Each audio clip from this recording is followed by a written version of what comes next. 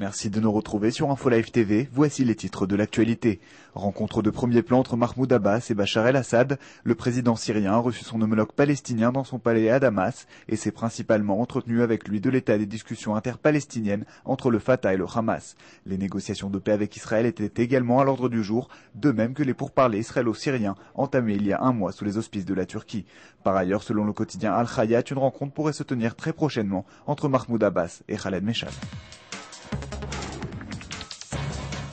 Une claire majorité d'Israéliens optent pour les négociations afin de récupérer les soldats captifs dont Gilad Shalit. En effet, selon un sondage révélé ce dimanche, 60% de l'opinion publique israélienne supporte l'accord sur l'échange des prisonniers signé avec le Hezbollah en vue de libérer les deux réservistes retenus captifs, Eldad Regev et Ehud Goldwasser, même si cela implique la libération de tous les prisonniers libanais dont Samir Kuntar. Seulement 32% s'y opposent.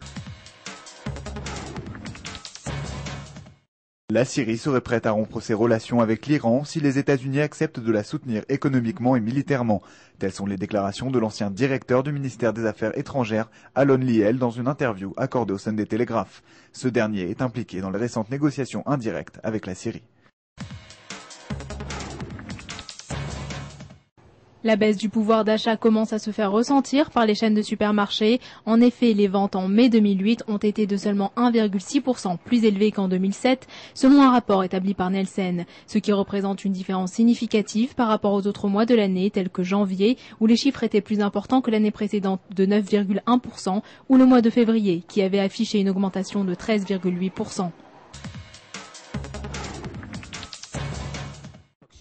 Enfin, la Knesset pourrait prochainement adopter une nouvelle loi écolo qui vise à améliorer le tri des ordures ménagères et à diminuer au passage la pollution de l'environnement, notamment l'émission de gaz à effet de serre.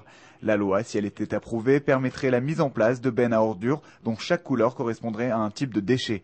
Ce projet de législation, initié par l'Union israélienne pour la sauvegarde de l'environnement, serait soutenu par 63% de l'opinion publique. C'est la fin de ce flash, merci de nous avoir suivis sur InfoLive TV, la première télévision israélienne sur Internet qui émet en 4 langues depuis Jérusalem.